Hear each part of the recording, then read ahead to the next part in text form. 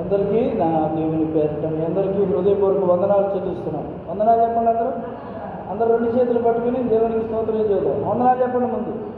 హల్లెలూయా, హల్లెలూయా. మరి దేవుని మహాకృపను బట్టి, మరి దేవుని యొక్క దయను బట్టి మనందరం కూడా క్షేమంగా సంతోషంగా ఉన్నాం కదా. ఉన్నారా సంతోషంగా అందరూ? సంతోషంగా ఉన్నవారు మరోసారి రెండు చేతులు పైకెత్తి దేవునికి స్తోత్రం చేద్దాం. హల్లెలూయా, హల్లెలూయా. మరి మా అమ్మ కొంచెం సంతోషం తక్కువ అంటుంది రెండు చేతులు పైకెత్తి. కాబట్టి దేవుని సన్నిధిలోకి వచ్చినటువంటి మనము మన కుటుంబాల్లో ఎన్ని ఇబ్బందులున్నా ఇరుకులున్నా దేవుని మందిరంలో సంతోషం ఉంటుందనే కదా దేవుని సన్నిధికి వస్తున్నాం. ఇప్పుడు ఒక ఛార్జింగ్ లైట్ ఉంది, ఛార్జింగ్ లైట్.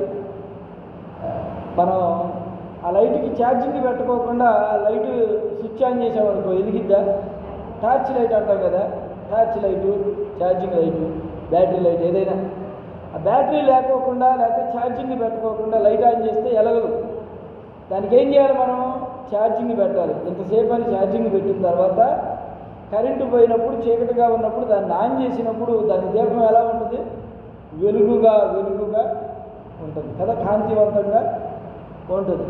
అదే ఛార్జింగ్ పెట్టకుండా దాంట్లో బ్యాటరీ అయిపోకుండా కరెంటు పోగానే ఎమ్మటే వచ్చి ఒట్టి లైట్ని మనం ఆన్ చేసామనుకో దాంట్లో బ్యాటరీ లేదు.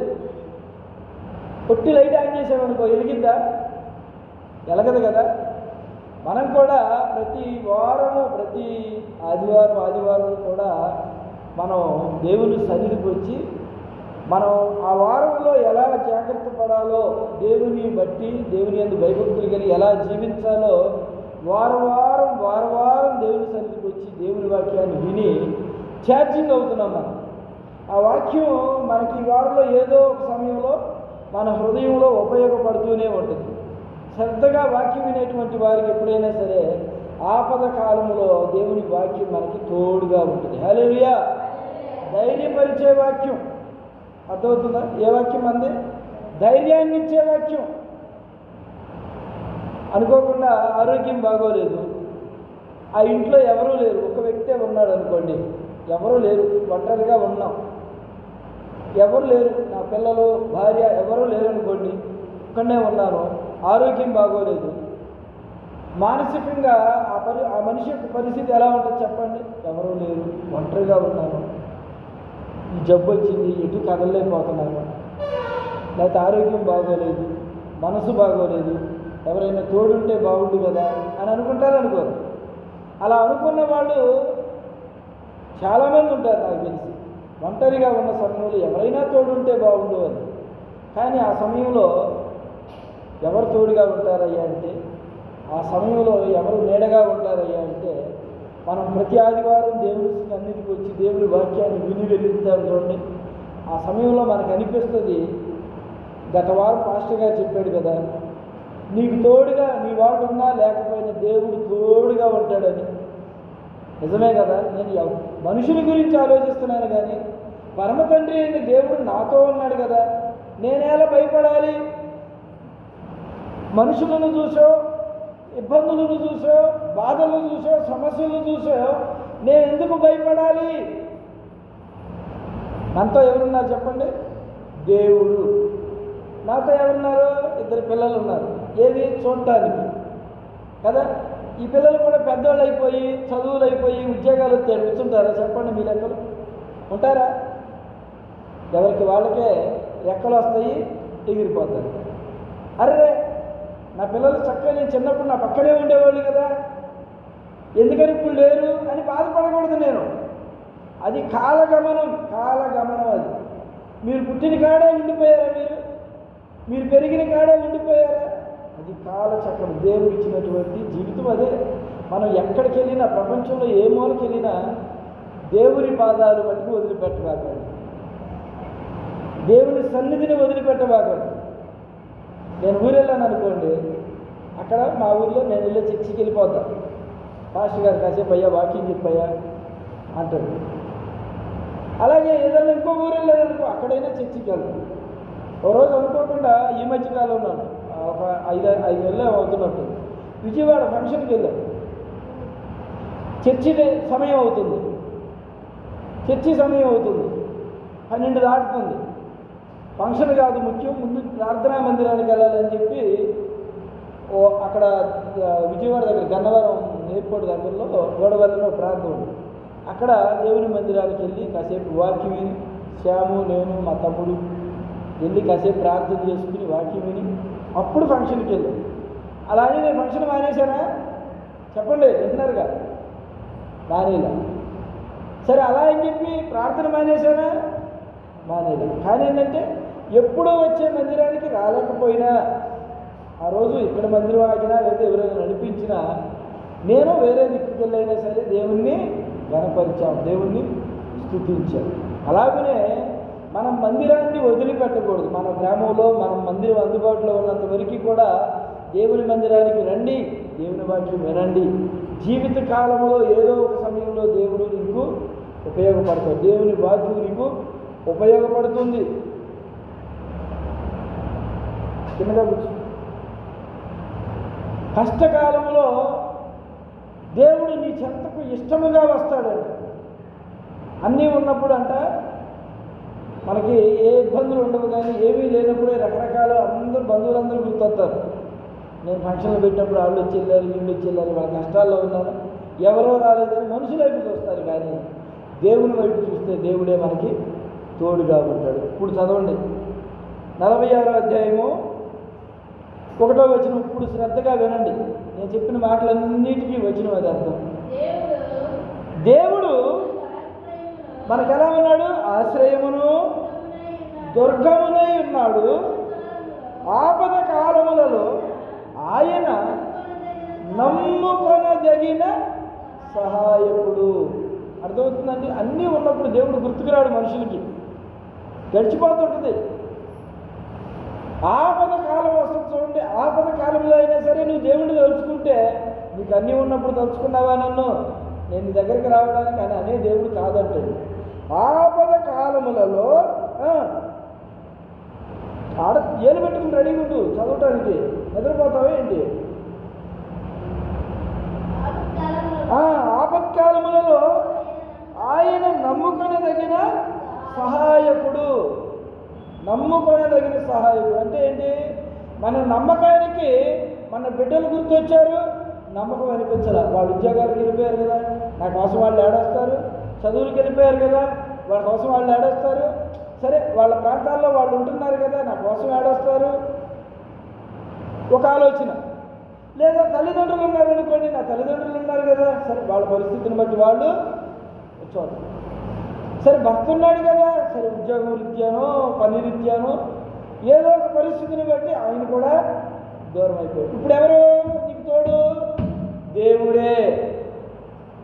ఆపద కాలములలో ఆయన నమ్ముకొనదగిన సహాయకుడు. నువ్వు ఏ సమయంలో ఏ కష్టం వచ్చినా, ఏ బాధ వచ్చినా, ప్రభువా నీ చిత్తము నా ఎడల జరిగించు అని అడిగారు ఎప్పుడైనా మీరు కష్టకాలంలో? నేను గత వారంలో కూడా నేను చోట చిన్న ఎలక్ట్రికల్ వర్క్కి వెళ్తే అక్కడేదో ఉండి సడన్గా ఈ నరాలన్నీ అలా పీకేస్తున్నాయి. ఏదో నరాలు వీక్నెస్ అవుతుంది చూడండి, అట్లా నరాల వీక్నెస్ వచ్చేసింది.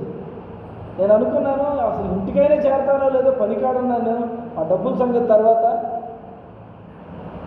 అని మనసులో దేవునికి ప్రార్థన చేసుకున్నా. ప్రభువా ఈ సమయంలో నా పరిస్థితి ఏంది అని చూస్తే వేరే అతను మేస్త్రి వస్తే ఆయన చెప్పారు, నా ఇలా ఉన్నానంటే గబగబా బండి తీసుకుని నా చేతిలో కూడా డబ్బులు పెట్టుకొని నాకు విడిగా కూడా చేతులు అయితే గబగబా బండి తీసుకుని నన్ను ఎక్కించుకుని తీసుకుని వెళ్ళి అదేదో ఒక ఇంజక్షన్ ఒకటి చేయించాడు చిన్నది. అంటే ఆ రోజు నేను చేసిన పొరపక్షం ఏంటంటే లైట్గా తినేసి పని పోతుందేమోనని హడావుడిగా మళ్ళీ ఆ డ్యూటీ చేసుకుని వచ్చి మళ్ళీ పనికి వెళ్ళాను. ఇంకా బాడీకి రెస్ట్ లేదు, కంపెనీలో వర్క్ ఉంటుంది. మళ్ళీ వచ్చి మళ్ళీ గబగబా పనిలో దిగుతుంది.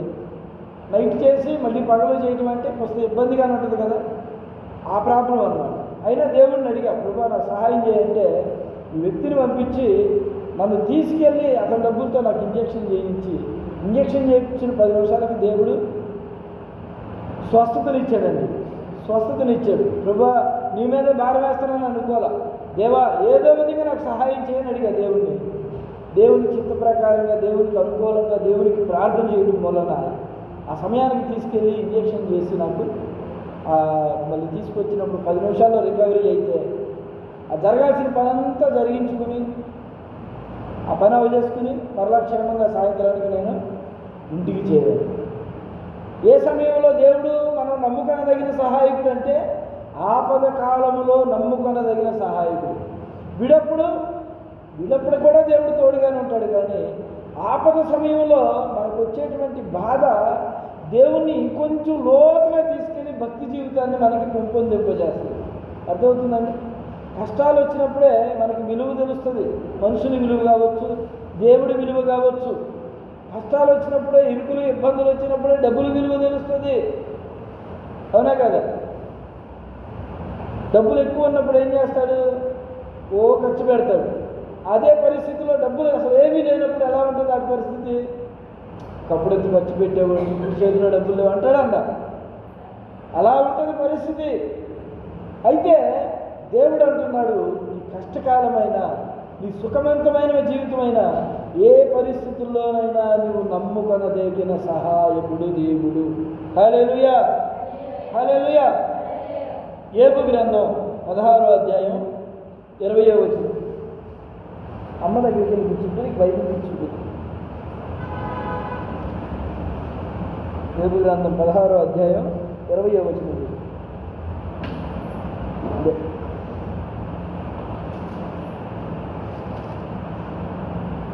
16:20 యోబు గ్రంథం.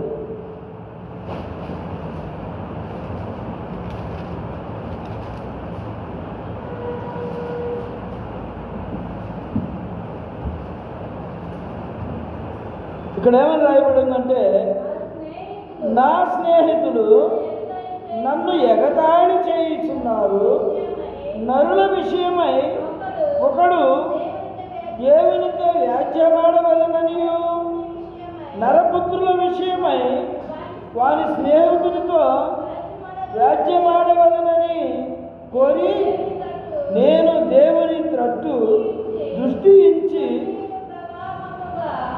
కన్నీళ్లను ప్రవాహముగా విడుచుచున్నాను.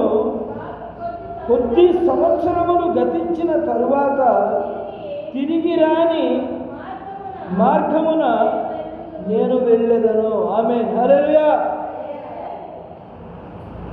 ఇతను కష్టకాలంలో ఉన్నాడు. అతని పేరేంటి? యోబు. చెప్పండి, ఏం పేరు? యోబు. జేబు కాదు, యోబు. యోబు అనేటువంటి వ్యక్తి కుటుంబ జీవితం చక్కగా, బిడ్డలు, కుటుంబం, గొర్రెలు, గాడిదలు. అప్పట్లో ఎడారి ప్రాంతం వాళ్ళు గొర్రెలు మందలు మేపేవాళ్ళు, గాడిదలు మేపేవాళ్ళు, ఎడ్లు మేపేవాళ్ళు. అర్థమవుతుందండి? అంత సిరి సంపదలతో వెలసిల్లుతున్నటువంటి, దేవుని యందు భయభక్తులు కలిగినటువంటి వ్యక్తి అతను. సిరి సంపదలు విస్తారంగా ఉన్నాయి. పని వాళ్ళే 100 మంది ఉండేటువంటి వారు, 100 మంది పనివాళ్ళు. అంత గొప్ప వ్యక్తి, దేవుని యందు భయభక్తులు కలిగినటువంటి వ్యక్తి, దేవుడు అంటే ఇష్టము కలిగినటువంటి వ్యక్తి. ప్రతిరోజు బిడ్డల గురించి, కుటుంబం గురించి, బంధువుల గురించి, స్నేహితుల గురించి ప్రార్థన చేసినటువంటి వ్యక్తి. చూడండి, ఈ వ్యక్తికి ఒకానొక సమయంలో ఒక ఆపద వచ్చింది. ఎంతటి వాడికైనా సరే ఆపదలు రాకుండా ఉంటాయా? శ్రమలు రాకుండా ఉంటాయా? ఇబ్బందులు రాకుండా ఉంటాయి? చెప్పండి. రోగాలు, జబ్బులు రాకుండా ఉంటాయా? ప్రతి ఒక్కరికి వస్తాయి. ఇంత వాక్యం చెబుతున్నా, నాకు రాలేదా? ఇందాకడే చెప్పాను. సమస్యలైనా, ఇబ్బందులైనా, వ్యాధి బాధలైనా ప్రతి ఒక్కరికి వస్తాయి. కానీ దేవుని యందు మనం శ్రద్ధ కలిగి, భయభక్తులు కలిగి ఉంటే దాని నుంచి ఎలా విడుదల పొందాలో కూడా దేవుని యొక్క జ్ఞానం మనకు నేర్పిస్తుంది.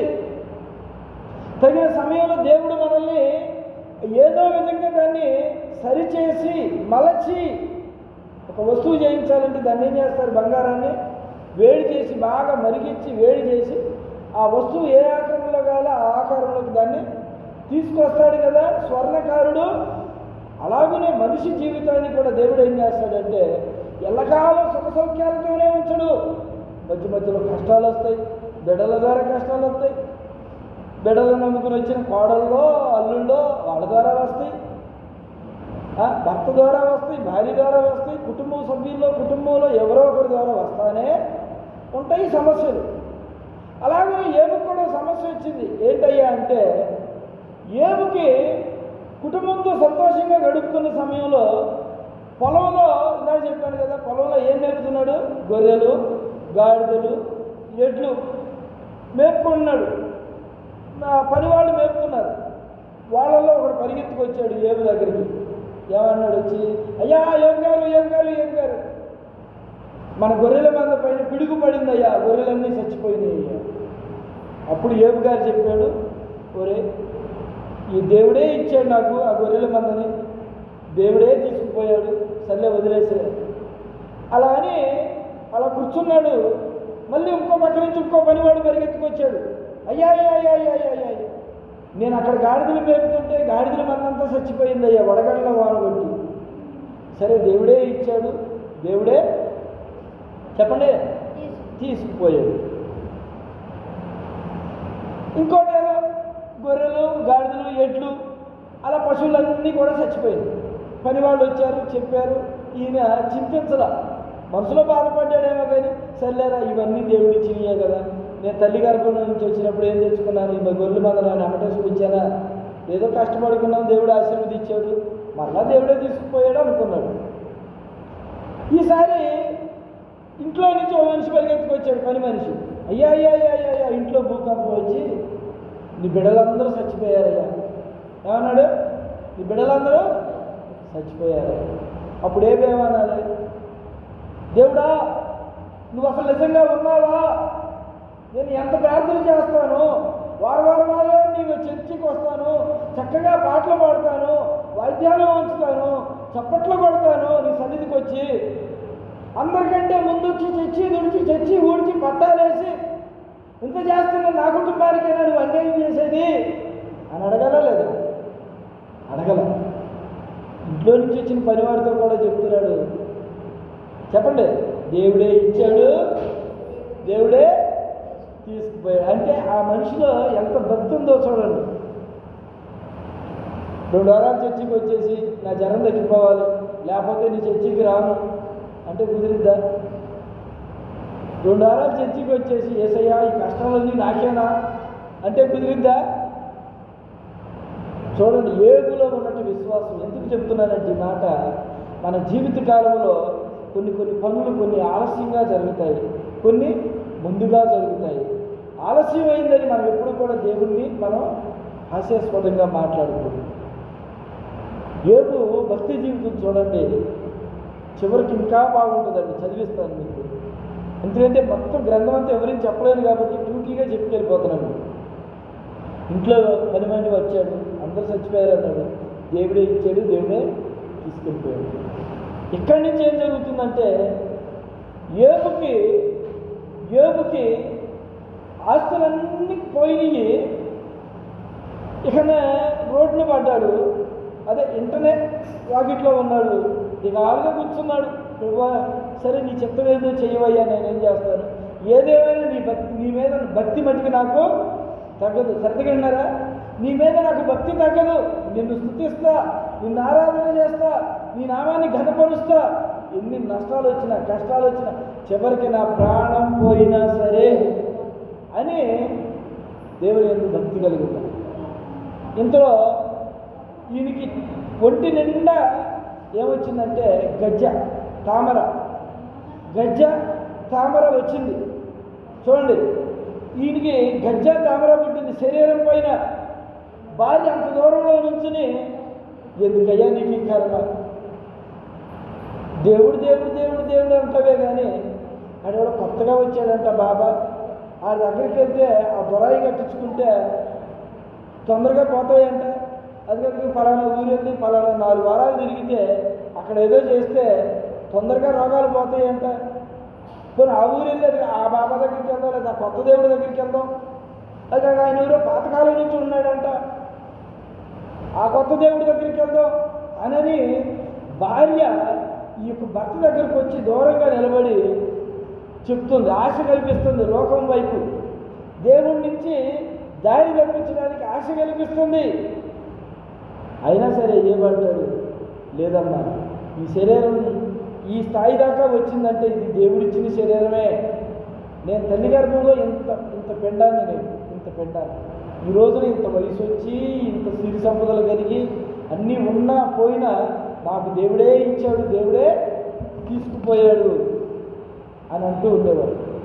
అయితే ఒకనొక సమయంలో భార్య మరలా కొద్ది రోజుల తర్వాత వచ్చి అంటుంది, ఏమయ్యా ఎందుకయ్యా నీకు ఈ బతుకు, ఆ నమ్ముకున్న దేవుణ్ణి దూషించి అయ్యా నువ్వు అసలు లేవు అని దూషించి చచ్చిపోవయ్యా అని భార్య చూడండి. భర్త యొక్క భక్తి జీవితాన్ని, భర్త ద్వారా కలిగినప్పుడు సిరి సంపదలన్నీ కూడా అనుభవించింది, సుఖ సౌఖ్యాలతో తిరిగింది. భర్తకు అన్ని ఆస్తిపాస్తులు ఉన్నప్పుడు నక్లీస్ చేపిస్తే నక్లీస్ పెట్టుకుంది, హారాలు చేపిస్తే హారాలు పెట్టుకుంది. భర్త కష్టకాలంలోకి వచ్చేసరికి భర్తను దూషిస్తాం. ఈ లోకంలో కూడా చూడండి, భర్త ఏదైనా చిన్న పరిస్థితిని బట్టి ఉన్నప్పుడు నీకు ఆ పని చేత కదా, లేదా ఇది చేత కదా రకరకాలుగా అంటుంటారు. లేదా భార్యని అంటుంటారు. భార్య భర్తలు ఇద్దరు కూడా ఏక మనసు కలిగి ఉండాలని దేవుని వాక్యం చెబుతుంది. అయితే ఈ భార్య ఏమంటుంది, భక్తిని విడిచిపెట్టమని చెబుతుంది. ఒక మాటలో చెప్పాలంటే ఆ భక్తిని వదిలిపెట్టేయి, ఆ దేవుడిని వదిలిపెట్టేయి, ఆ దేవుడి వల్ల మనకు ఉపయోగం లేదు అంటే ఈ మనసులో ఏముంది, ఏపు భార్య మనసులో ఏముంది ఆలోచన, దేవుడు అంటే మనకి సిరి సంపదలు ఇస్తాడు, గొర్రెలు ఎడ్లు గాడిదలు ఇస్తాడు, ఎడ్లు ఇస్తాడు, మంచి ఇల్లు ఇస్తాడు, వాకిలు ఇస్తాడు, తిరగడానికి కార్లు గుర్రాలు రథాలు ఇస్తాడు. అవి ఇస్తేనే మనకి దేవుడు. అవి ఇవ్వకపోతే ఇప్పుడు ఆ మనసులో ఏముంది, అవన్నీ పోయినాయి కాబట్టి ఇప్పుడు ఆయన దేవుడు కాదు అని అంటుంది. అంటే ఆమె స్వభావం చూడండి. ఏదో స్వభావం ఎలా ఉంది, అమ్మా దేవుడు ఒకప్పుడు అన్ని ఇచ్చాడు, మనం అన్ని సుఖభోగాలు పొందాము, కష్టాలు వస్తాయి, బాధలు వస్తాయి, ఇబ్బందులు వస్తాయి. మనం వాక్యం వినేవాళ్ళం కదా, వారం వెళ్ళి దేవుని మందిరంలో సేవకుడు మనకి ఏం చెప్పేవాడు, ఎన్ని కష్టాలు వచ్చినా బాధలు వచ్చినా ఇబ్బందులు వచ్చినా అయ్యా దేవుని పాదాలు విడిచిపెట్టబాకండి అయ్యా, దేవుని హస్తం వదిలిపెట్టి మీరు వెళ్ళిపోకబాకండి అయ్యా అని చెప్పాడు కదా దైవ సేవకుడు. అప్పుడు మందిరంలోకి వెళ్తే దేవుని వాక్యం ద్వారా వివరించి చెప్పాడు కదా. ఈ రోజున మనకెందుకు ఆస్తిపాస్తులు, దేవుడే ఇచ్చాడు, దేవుడే తీసుకెళ్ళాడని దేవుని యందే సంతోషంగా ఉందాం. మరణమైనా సరే దేవుని యందు నమ్మకంగా ఉందామంటే అసేమిగా ఒప్పుకోవట్లేదండి బాయ్. ఇలా డిస్కషన్ ఇలా జరుగుతుండగా స్నేహితులు వచ్చారు, ఫ్రెండ్స్, బెస్ట్ ఫ్రెండ్స్ అన్నమాట. ఒకప్పుడు ఆడ పరిస్థితులు బాగోకపోతే ఏపుకు కలిగినటువంటి సిరి సంపదల్లో వాళ్ళను కూడా కాస్త ఆదుకున్నాడు స్నేహితులను. అర్థమవుతుందా? ఇతనుకున్న సిరి సంపదలను బట్టి, అరే స్నేహితుడా నీకేమీ లేదా, సరే ఒక 10 గొర్రెలు దొరికిన వెళ్ళి వాటిని పెంచుకుని మంచిగా బతుకుపో, అరే నీకేంటి ఎడ్లా సరి తీసుకుని వెళ్ళిపో అని ఫ్రెండ్స్కి కూడా ఎంతో ఏమంటారు సహాయపడినటువంటి వ్యక్తి. ఇప్పుడు స్నేహితులు వచ్చారు దూర ప్రాంతం నుంచి. ప్రాణ స్నేహితులు అంటే అంతే కదా, ఒకడు ఇబ్బందుల్లో ఉన్నాడంటే స్నేహితులు కావచ్చు, కుటుంబ సభ్యులు కావచ్చు, ఇరుగు పొరుగు కావచ్చు, వస్తారా లేదా, వచ్చి పలకరిద్దామని వచ్చారు. వాళ్ళు ఏమంటారంటే, ఏబు నీ భక్తి గొప్పదే కాదంటలేదు, నువ్వేదో పాపం చేసి ఉంటావురా, అందుకే నీకు ఈ బాధలు కలిగినాయి, నువ్వేదో ఇబ్బంది దేవుణ్ణి ఏదో దుఃఖపెట్టి ఉంటావురా, నీకు అందుకే ఈ బాధలు వస్తున్నాయి. కొంతమంది చూడండి, మనకి ఇబ్బందులు వచ్చినప్పుడు వాడి పైన అలాగే ఉండాలి. మహా దుర్మార్గుడు అంటాడు వాడు, అందుకే ఇవాళ చావు చేస్తున్నాడు, వాడి పైన అలాగే ఉండాలని హీనంగా మాట్లాడుతుంటారు. అలాంటి స్వభావాలు కలిగిన ఏబుని కూడా వాళ్ళు వచ్చి అంటున్నారు, నువ్వేదో దేవుని బాధ పెట్టావు, నువ్వేదో తప్పు చేశావు, తప్పు చేశాడో లేదో ఏబుకి తెలుసు, అవునా కదా. ఏమేమంటున్నాడు, అయ్యా నేను ఏ నేరం ఏ పాపం ఏ దోషము చేయలేదు, అయినా దేవుడు ఎందుకో నన్ను శ్రమ పెడుతున్నాడు, అయినా పర్వాలేదు, శ్రమలు సహిస్తా భరిస్తా. ఇప్పుడు చదవమ్మా ఏ గ్రంథం 16:21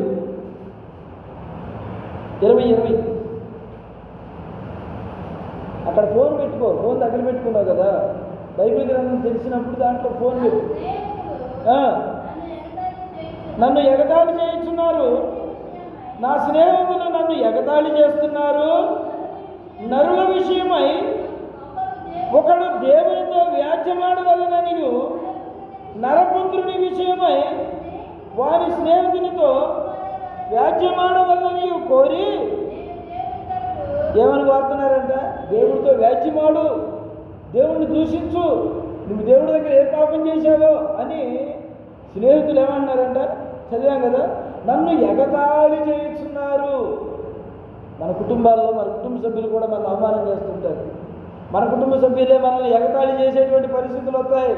మన బిడ్డలు, భర్త, భార్య, మన బంధువులు, మన తల్లిదండ్రులు, మనం అనుకున్న వాళ్ళే మనల్ని ఏదో ఒక రోజున అపనమ్మకంతో మాట్లాడేటువంటి రోజులు మనం చూసే ఉంటాం. ఈరోజు మనల్ని నమ్మేటువంటి పరిస్థితుల్లో మన కుటుంబ సభ్యులు కూడా ఒక సమయంలో ఉండరు. కానీ సాక్షాత్తు పరమతండ్రి అయిన దేవుడు నిన్ను నమ్ముతాడు. ఎందుకంటే నీ హృదయము దేవుని హృదయం ఒకటే. తప్పు చేయకపోయినా చేసావని నిందించి అవసరమైతే లేని సాక్ష్యాలను ఉన్నట్లుగా చూపించేటువంటి లోకం. ఆ మధ్య ఒక దైవ సేవకుడు ప్రవీణ్ పగడాల గారు విన్నాం కదా, ఆయన హైదరాబాద్ నుంచి రాజమండ్రిలో బైబిల్కి సంబంధించినటువంటి కాలేజీ కట్టాలని స్థలము కొని, ఆ స్థలం విషయమై హైదరాబాద్ నుంచి కారు వద్దులే, వెహికల్ మీద వెళ్తే మీటింగ్స్లో పాల్గొనవచ్చు, కొన్ని మీటింగ్స్ ఉన్నాయి, ఆ కోటాల్లో కూడా పాల్గొనవచ్చని బండి వేసుకుని వస్తుంటే శత్రువులు మాటు పెట్టి మడ్డు పెట్టారు, చంపేశారు. చంపేసి యాక్సిడెంట్ అయినట్లుగా దాన్ని చిత్రీకరించారు. అది ఎవరనేది ఆ దేవుడికి, ఆ ప్రవీణ్ గారికి తెలియాలి. చంపేసి యాక్సిడెంట్ అయినట్టుగా చెప్పారు. గొప్ప దైవ సేవకుడు, చక్కనైన మాటలు చెప్పేవారు. ఈరోజు కొన్ని మాటలు నేను మాట్లాడటానికి కారణం కూడా ఆయనే. కొన్ని ఆయన వాక్యాలు కూడా మేము వింటూ ఉంటాం. ఆత్మీయంగా క్రైస్తవులు బలపరిచినటువంటి ఒక బలమైన సేవకుడు అండి. అటువంటి ప్రవీణ్ పగడాల గారిని మరి చనిపోయాడు అని చెప్పి తెలిసినప్పుడు చాలా బాధ అనిపించింది. చంపేసి యాక్సిడెంట్ అయి పడిపోయినట్లుగా, దాని మీద బండి పడిపోయినట్లుగా పెట్టారు. తర్వాత ఏమని సృష్టించారు? ఆయన మందు తాగాడు, ఆయన బార్ షాపులకు వెళ్ళాడని కొత్త సాక్ష్యాలు సృష్టించారు. అక్కడ దాకా ఎందుకు? యేసు ప్రభు వారిని సిలువ శిక్షకి వేస్తున్నప్పుడు కొంతమందిని అంట అబద్ధ సాక్ష్యాధారాలు కలిగేటట్లుగా పెట్టారంటాడు. అప్పట్లో ప్రధాన యాజకులు అప్పట్లోనే దొంగ సాక్ష్యాలు సృష్టించారు. అప్పట్లో యేసు ప్రభు కాలంలో. అలాగనే మనము చేయని నేరము కూడా చేసినట్లుగా కనబరిచి దొంగ సాక్ష్యాల ద్వారానో ఇంకేదైనా సరే మన నిందితులుగా చూపించేటువంటి రోజులు కూడా వస్తాయి. క్రైస్తవులపై ఇప్పటికే రకరకాల హింసలు, ఇబ్బందులు మొదలవుతున్నాయి. ఆ దేవుడి దయ వల్ల మన రాష్ట్రంలో చాలా వరకు తక్కువ, ఎక్కడో 1-2 జరుగుతున్నాయి తప్ప. ఏది ఏమైనా మనం మరణమైనా సరే దేవుణ్ణి మనం ఇప్పుడు కూడా స్మరిస్తూనే ఉండాలి. అర్థమవుతుందండి? అలాగనే దేవునితో మనం కలిసి సహవాసం చేసేటప్పుడు నిందలు వస్తాయి, ఇబ్బందులు వస్తాయి. ఏబుని స్నేహితులు నిందిస్తున్నప్పుడు ఏమంటున్నాడు? నేను ఏ పాపం చేశానని నేను దేవుడితో వేద్యమాడాలి, నేనే తప్పు చేశానని దేవుడితో వేద్యమాడాలి, నా దేవుడికి తెలియదా నేను ఎలాంటి వాడినో అని దేవుని మందిరంలో దేవుడి గురించి ఆయన బాధపడుతూ ఉన్నప్పుడు దేవుడు ఏబుని కనికరించాడండి. ఏబుడు కొన్ని సంవత్సరాల తర్వాత ఏబుని స్వస్థపరిచాడండి. ఏబు గ్రంథం చివరి అధ్యాయం తీయమ్మ.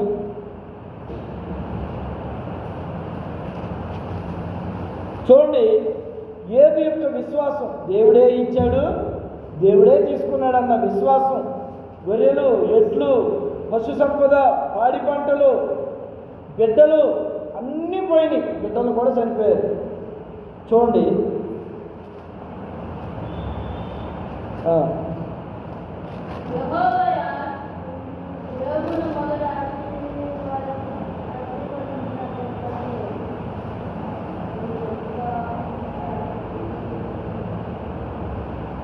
చదువమ్మా 42వ అధ్యాయము 10వ వచనం.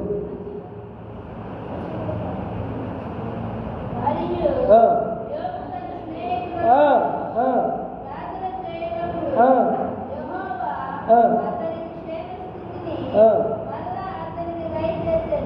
వింటున్నారన్నా? చూడండి, ఏవో తన స్నేహితుల గురించి, ప్రభా నా స్నేహితులు నన్ను ఇలా అవమానపరుస్తున్నారయ్యా, వాళ్ళకు కూడా నేను చాలటం లేదయ్యా, ఒక సమయంలో ఎలాంటి బ్రతుకు బతికానయ్యా, ఒకప్పుడు నువ్వు ఇచ్చిన ఆశీర్వాదంతో, ఒకప్పుడు యథార్థంగా బ్రతికినటువంటి వాడు. దేవుడు కూడా సాక్షి చెప్పాడు, నరులలో ఏ మంది నీతిమంతుడు ఎక్కడా కూడా లేదు. అంటే ఆయనలో కూడా ఏ పాపం ఉన్నా వెంటనే దేవుడి సన్నిధిలో ఒప్పుకుని క్షమించబడినటువంటి వ్యక్తి యోబు. అటువంటి యోబు స్నేహితులు పక్కన వచ్చి నిందిస్తున్నారు, ఏం పాపం చేసావురా, దేవుడికి ఏమైనా అవమానం తెచ్చావంటరా, నువ్వు ఎక్కడన్నా పాపం చేసావేమో గుర్తు చేసుకో, దేవుడిపై వ్యాజ్యమాడని ఒక పక్క స్నేహితులు అంటే భార్య వచ్చి, అయ్యా నిన్ను నమ్ముకుని వచ్చానయ్యా, ఏం బతుకయ్యా అనేది, పిల్లానికి పట్టిన అన్నం పెట్టలేని బతికానిది, సిరి సంపదలు అన్నీ పోయినాయి, కట్టుకోవడానికి సరైన కోక లేదు, పెట్టుకోవడానికి నగలు లేవు. తెలుసుగా ఆడవాళ్ళ బాధలు ఎలా ఉంటాయి ఇంట్లో, పాపం రకరకాలుగా మాట్లాడుతుంది. ఈయన బాధల్లో ఈయనున్నాడు, ఏంటి శరీరం కుషించిపోతుంది.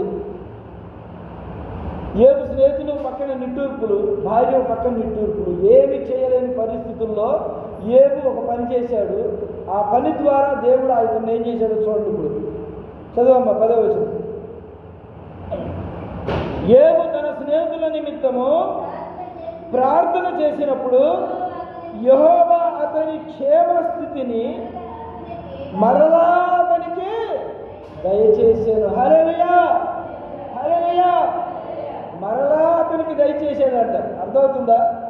ఒకసారి ఇది దేవుడు తీసేసుకున్నాడు, బాధపడుతున్నాను నేను, ప్రార్థన చేశా, నా పరిస్థితి ఇదయ్యా, నా స్నేహితులు నిందిస్తున్నారు అరినిస్తున్నప్పుడు నా ప్రార్థన ఆలకించిన దేవుడు నాకు మరలా ఏం చేశాడు, క్షేమస్థితిని అనుగ్రహించాడు. చూసారా, ఇచ్చువాడు ఆయనే, తీసుకునేవాడు ఆయనే, పుట్టించేది ఆయనే, మరలా చనిపోయేలాగా చేసేది ఆయనే. ఏది జరిగినా దేవుని చిత్తము లేకుండా ఏది జరగదు. నీకు ఆరోగ్యం బాగోకపోయినా దేవుని కనపరచాలి. అయ్యా నా ఆరోగ్యం బాగోలేదు, ప్రభువా నువ్వు నన్ను స్వస్థపరిస్తే నీ సన్నిధికి వచ్చి నేను నీ సాక్ష్యం చెప్పుకుంటాను. ప్రభువా నా పరిస్థితి ఇది, నా పరిస్థితి గురించి నీ సన్నిధిలో పెడుతున్నా, ఈ పరిస్థితి నుంచి ఎప్పుడైనా సరే రేపే చేయాలి నేను అన్ను, ఈ పరిస్థితి నుంచి నన్ను గట్టెక్కిస్తే ప్రభువా ఈ సమస్య గురించి నీ సన్నిధిలో నేను సాక్ష్యం చెప్పుకుంటాను.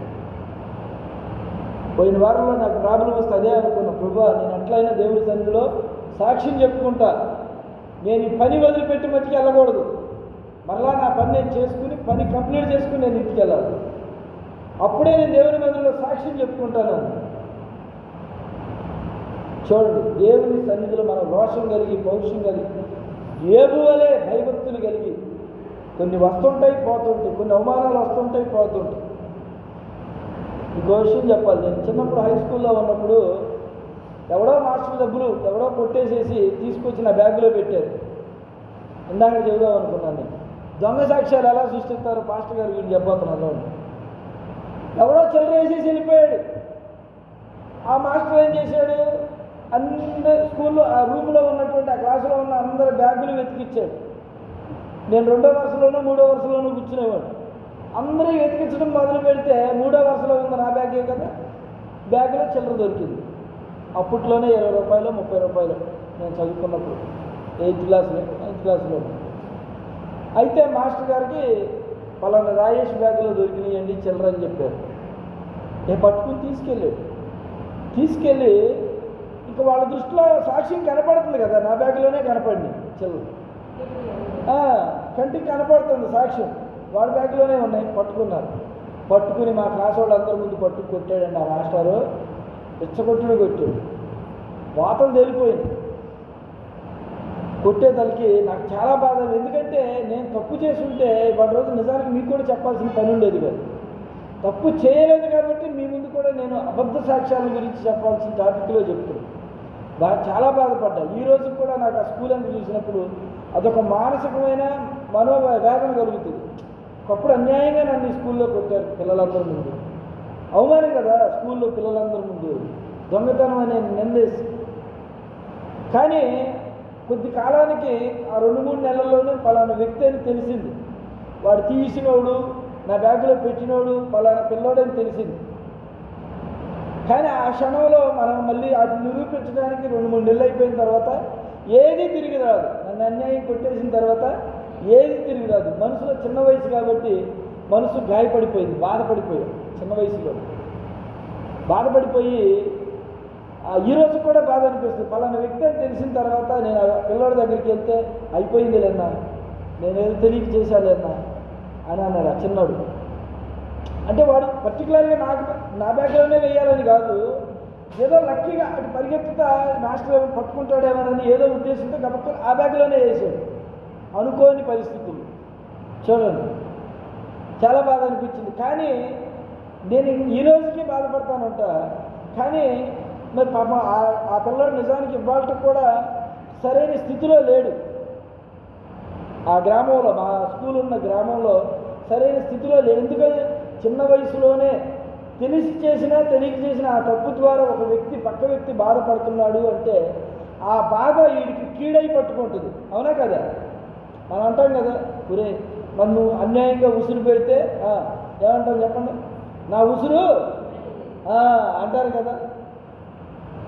అది మరి నేను ఎప్పుడు అనుకోలే నిజానికి నా ఉసురు ఆడికి తగలాలనో లేకపోతే వేరే విధంగా. అతను ఈ రోజు కూడా వర్ధిల్లలేని పరిస్థితిలో, నేను ఈ రోజు కూడా ఎప్పుడైనా పలికాన అంటే మా ఊరు పక్కన గ్రామం, అది స్కూల్ ఉన్న గ్రామం, అరే పలానోడు కప్పుడు ఇటు చేసాడురా, ఏం చేస్తున్నాడు రా వాడంటే, వరే వాడు ఏం బాగుపడ్డాడురా, వాడు అదే కాదు ఊళ్ళో కూడా చాలా దొంగతనాలు చేసి ఏం బాగుపడలేదు రాడు. చూడండి, అదే తప్పు చేసి అతను కూడా దేవుణ్ణి తెలుసుకుని ఉంటే దేవుడు మరో విధంగా దేవుడు ఆశీర్వదించేవాడు అతను. అవునా కాదు? ఇప్పుడు తప్పు చేసిన మనందరం ఉన్నాము, ఏదో తప్పు చేసి ఉంటాం చిన్న వయసు నుంచి పుట్టిన కానీ ఈ రోజు వరకు. దేవుని సన్నిధిలో దేవుని ముందు ఒప్పుకున్నాం, ప్రభువా నేను ఆ తప్పు చేశాను నన్ను క్షమించు, ఇదిగో నేను ఇట్లా నిందించాను నన్ను క్షమించాను ఒప్పుకున్న వాడికి, తప్పులు ఒప్పుకున్న వాడికి, పాపములు ఒప్పుకున్న వాడికి క్షమాపణ దొరుకుతుంది దేవుడి సన్నిధిలో. యోబు దేవుని సన్నిధిలో స్నేహితుల గురించి ప్రార్థన చేశాడు. ఏం చేశాడు? అయ్యా నా స్నేహితులు ఇలా అవమానపరుస్తున్నా, అయినా సరే వారికి ఆ జ్ఞానం లేదు కాబట్టి వారిని క్షమించు. నా భార్య నన్ను ఇలా నిందిస్తుంది, అయినా సరే ఆ బిడ్డకి ఇంకా దేవుని గురించి లోతైనటువంటి భక్తి ఆ బిడ్డలో లేదు కనుక ఆ బిడ్డను కూడా క్షమించని ప్రార్థన చేసినప్పుడు యెహోవా ఏం చేశాడు? దేవుడు అతని క్షేమ స్థితిని మరలా అతనికి దయచేసి యోబునకు పూర్వము కలిగిన దానికంటే, ఎప్పుడు పూర్వము ఆయన మొత్తం తుడిచిపెట్టిపోయింది చూడండి, ఎంతైతే కలిగి ఉన్నాడో దానికంటే 2 అంతలు అధికముగా యెహోవా అతనికి దయచేశాను. హల్లెలూయా. నేను కథ చెప్పట్లే, యథార్థతగా జరిగింది. పాకిస్తాన్ దేశం ఉంది కదా మన భారతదేశం పక్కన, పాకిస్తాన్ పక్కన ఇరాన్, ఇరాక్ అనే దేశాలు ఉంటాయి. ఆ దేశాల సరిహద్దుల్లో ఉన్నటువంటి పట్టణంలో జరిగినటువంటి యథార్థ సంఘటన ఇది. పాకిస్తాన్కి ఇంకొంచెం ఎగువ దేశాల్లో ఎడారి ప్రాంతంలో జరిగినటువంటి సంఘటన ఇది. బైబిల్లో దేవుడు ఎందుకు రాయించాడో తెలుసా? అలాంటి అల్ప విశ్వాసం నీలో నాలో కలగకూడదని. చదువు రాలేదు, ఇంకా చదవడానికి ప్రయత్నం చేయాలి. నాకు చదువు రావట్లేదు కాబట్టి నేను దేవుడిని నమ్ముకోను, ఇంకో కుటుంబ పరిస్థితులు బాగోలేదు కాబట్టి నేను దేవుడిని నమ్ముకోను. కొన్ని పరిస్థితులను బట్టి మనకి అవిశ్వాసం కలుగుతుంటుంది దేవుడి పైన. యోబుకి అవిశ్వాసం కలిగిందా? ఎక్కడా కలగల. అతని యథార్థతను బట్టి దేవుడు ఏం చేశాడంట? మునుపటి కంటే, అవునా, అతని క్షేమస్థితి అతనికి 2 అంతల ఆశీర్వాదం, 2 అంతలు అధికముగా యెహోవా అతనికి దయచేశాడు. పూర్వము కలిగిన దానికంటే 2 అంతల అధికముగా యెహోవా అతనిని ఆశీర్వదించాడు. ఉదాహరణకు 1000 గొర్రెలు ఉన్నాయనుకోండి, 2-3 సంవత్సరాల్లోనే 1000 గొర్రెలు అయిపోతాయా? అవు. అత్యధికముగా దేవుడు ఆశీర్వదించాడు, 2 అంతలుగా ఆశీర్వదించాడు. యోబుకి ఎంతకాలం శ్రమలు కలిగినాయో తెలియదు కానీ 2 అంతల ఆశీర్వాదం కలిగింది. గొర్రెల మందలు ఒక కలలాగా అయిపోయింది, ఒక కలలాగా. కొన్ని పరిస్థితులు చూడండి, ఒక కలలాగా గడిచిపోద్ది. ఎలా గడిచిపోయిందో తెలియదండి. ఈ నెలాఖరికి అంటే రేపు వచ్చే నెల 1వ తారీఖు 2వ తారీఖు మా చెల్లెళ్ళ భర్త బావగారు గంగాధర 2వ తారీఖు చనిపోయి సంవత్సరం అవుతుంది. మొన్న ఏదో టాపిక్ వచ్చి అనుకుంటుంటే పరిస్థితులు అప్పుడే సంవత్సరం అయిపోయిందా అనిపించింది. చూడండి, కొన్ని కష్టకాలాలు, కొన్ని ఇబ్బందికరమైన కాలాలు, కొన్ని ఇబ్బందులు పెట్టేటువంటి కాలాలు ఏమైపోతాయంటే కంటిలో కన్మయ అలా వచ్చి వెళ్ళిపోయింది. ఆ శ్రమ అలా వచ్చి అయిపోయిందా ఈ బాధ అనే విధంగా దేవుడు నిన్ను చేస్తాడు. మన పరిస్థితులను బట్టి మనం ఏం చేయాలంటే ప్రభువునందు విశ్వాసం ఉంచి ఏరువలే నమ్మకముగా యథార్థముగా దేవుడి సన్నిధిలో కనిపెట్టుకొని ప్రార్థన చేస్తే దేవుడు చేసేటువంటి అద్భుతాలు ఆశ్చర్యకార్యాలు గొప్పవండి, గొప్పవి. ఈ లోకం నిందేస్తుంది, నీ పైన అపనిందలేస్తుంది, అవమానాలు బాధలు అనిపిస్తాయి. యొక్క సమయంలో ఎందుకు ప్రభు ఈ జీవితం అనిపిస్తుంది. ఏది ఏమైనా దేవుడు మన ప్రాణాన్ని మనకి చెప్పించాడా? ఇవ్వలేదు కదా. తల్లి గర్భంలో రూపింపబడక మునిపే నిన్ను నేను ఎన్నుకున్నానని చెప్పాడండి దైవ గ్రంథంలో యేసయ్య. నువ్వు ఈ రోజున దేవుని మందిరంలో కూర్చుంటావని యేసయ్యకి తెలుసు, కానీ నీకు తెలియదు. నా పరిస్థితి బాగుంటే దేవుని మందిరానికి వెళ్తా, ఇవాళ కాళ్ళు నొప్పులు లేకపోతే దేవుని మందిరానికి వెళ్తా, అన్నీ బాగుంటే మా ఇంట్లో భర్త పంపిస్తే దేవుని మందిరానికి వెళ్తా. పరిస్థితులు చెబుతున్నాం. ఏమి ఉన్నా లేకున్నా, ఎవరు నీతో లేకున్నా అన్నీ దేవుడే యేసన్న అని ఒక పాట ఉందండి, చక్కని పాట. మన దగ్గర ఏమున్నా లేకపోయినా, మనకి ఇచ్చినవన్నీ ఉన్నా లేకపోయినా, మన దగ్గర ఉండేవన్నీ ఉన్నా లేకపోయినా యేసన్న మనకుంటే చాలన్నా, ఆయన ఉంటే చాలు, మన బ్రతికిపోతుంది. కాబట్టి దేవుని చిత్తానికి తలవంచి ఎన్ని తలచినా ఏది అడిగినా జరిగేది నీ చిత్తమే ప్రభువా, జరిగేది నీ చిత్తమే. అందరికి వచ్చు కదా, అందరికి వచ్చి పడదామా?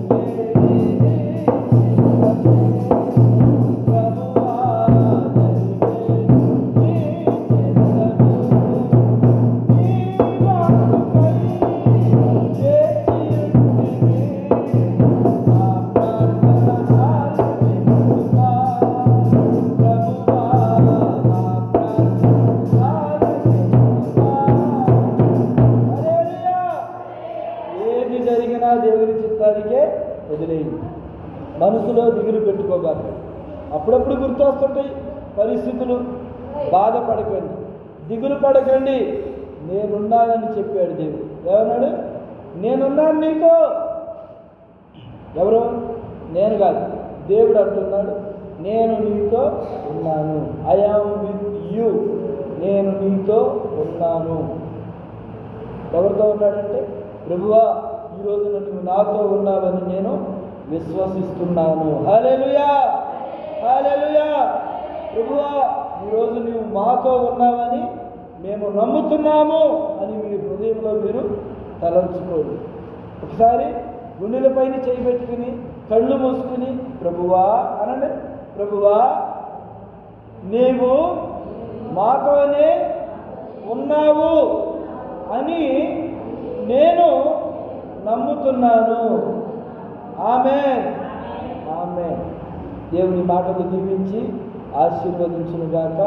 ప్రభువు మనతో ఉన్నాడండి, ఉన్నవాడు అనువాడని దేవుని వాక్యం సెలవిస్తుంది. ఈ మాటలు చెప్పుకుపోతా ఉంటే ఎంత సమయమైనా వెళ్ళిపోతుంది. జస్ట్ 2 వాక్యాలే చదివించా. దేవుని ఆత్మ ప్రేరేపణతో మాట్లాడుతున్నప్పుడు మాటలు శ్రద్ధగా ఆలకించాలి దేవుని మాటలు. ఎందుకంటే దీంట్లో ఉన్నవే ఏదో లోగడ బాల శిక్ష కథలో ఇంకేయో శిక్ష కథలు, బాల కథలు కాదయ్యండి. యథార్థ సంఘటనలు ఆధారాలతో సహా ఉన్నాయి. ఇప్పుడు చెప్పబడినటువంటి మాటలకు సంబంధించినటువంటి చరిత్రల ఆధారాలతో ఉన్నాయి. యేసు ప్రభువు పుట్టినటువంటి యెరూషలేము ప్రాంతం, బెత్లెహేము గ్రామం ఈ రోజుకి ఉంది. యేసయ్య పుట్టినటువంటి స్థలం ఈ రోజుకి ఉంది. యేసయ్యను సిరివేసినటువంటి కపాలం అనబడేటువంటి స్థలము ఈ రోజుకి ఉంది. అంటే ఏంది? ఉందంటే అర్థమైంది, యేసయ్య నిజంగానే మన కోసం వచ్చాడని నమ్మాలా లేదా? మన పాప క్షమాపణ కొరకు యేసయ్య వచ్చాడని నమ్మాలా లేదా? లోక పాపములను మోసుకొని పోవచ్చున్న దేవుని గొర్రె పిల్ల అని ఆనాడే దేవుని కీర్తించారు. లోకం అంటే ఎవరు? మనమే. ఈ లోకంలో ఎవరెవరు ఉంటారు? చెడ్డవాడు ఉంటాడు, మంచివాడు ఉంటాడు. చెడ్డవాడు మంచివాడిగా మారినవాడు ఉంటాడు, మంచివాడు చెడ్డవాడిగా మారినవాడు ఉంటాడు. అన్యాయం చేసేవాడు ఉంటాడు, న్యాయం చేసేవాడు ఉంటాడు ఈ లోకంలో. కానీ అన్యాయం చేసేటువంటి వాడి వైపు, దుర్మార్గుడి వైపు మనం చూడనక్కర్లేదు. యథార్థంగా బ్రతకాలి మనం. అలా బ్రతకాలంటే మనం ఏం చేయాలి? ఏగులాగా దేవుని వైపే చూడాలి. మన ఇంట్లో ఉండి మన భర్త అంటాడు, ఈ వారానికి వెళ్ళకపోతే ఏమైంది లేవే, ఉండు ఇంటికాడ అంటాడు. ఏగు భార్య ఏమంది? ఏందయ్యా ఎంతసేపు ఆ దేవుడు అంటే ఎదురుగుతావు, కొత్త దేవుడు వచ్చాడంట ఊళ్ళో, ఆయన పాదాలు పట్టుకుంటే చాలంట. దేవుళ్ళు ఎంతోమంది మారుతుంటారు, కానీ నిత్యమైన శాశ్వత రాజ్యాన్ని ఇవ్వగలిగినటువంటి దేవుడు ఒక్క యేసుక్రీస్తు మాత్రమే. ఆ దేవుడిని విశ్వసించండి, ఆ దేవుని యందు నమ్మకం ఉంచండి, ఆ దేవుని యందు యథార్థంగా బ్రతకడం నేర్చుకుంటే దేవుడే మనకి తోడుగా ఉంటాడు. హల్లెలూయా.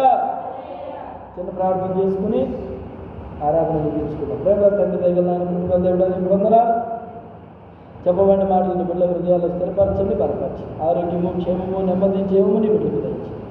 దీర్ఘాయువు చేత నీ బిడ్డలు కాచి కావాలి. ప్రభువా, ఏ ఇందులో ఇబ్బందులు సమస్యలు వచ్చినప్పటికీ నీ ఎందుకు విశ్వాసం సన్నగిల్లకుండా విశ్వాసంతో బ్రతికి ఆ సమస్యలన్నిటి విషయమై ప్రార్థించుకుని సమస్యలన్నీ తీరిపోయినట్లుగా బలమైనటువంటి విశ్వాసము, నమ్మకం నీ బిడ్డలు కలుగు చేయమని చెప్పబడిన మాటలు నీ బిడ్డల హృదయాలు స్థిరపరిచి బలపరచమని. ఇంతకాలం మేము ఈ దేవుణ్ణి మరి అశ్రద్ధగా ఉన్నామేమో, శ్రద్ధ కలిగి నిన్ను వెతకవారి అని సంతోషం కలుగుతుందని చెప్పాము. మేము నిన్ను వెతికాం, నిన్ను పట్టుకున్నాం, నీ చేతుల కిందకు మేము వచ్చాం, నీ హస్తాల చాటును మేము భద్రపరచబడగలుగుతున్నాం. అటు కృపను మాకు ఇచ్చినందుకు మీకు వందనాలు, స్తుతులు, స్తోత్రములు చెల్లిస్తున్నాం. యేసయ్య నామమున అడిగి వేడుకుంటున్నాము తండ్రి. ఆమేన్, ఆమేన్. మీ అందరికీ వందనాలు.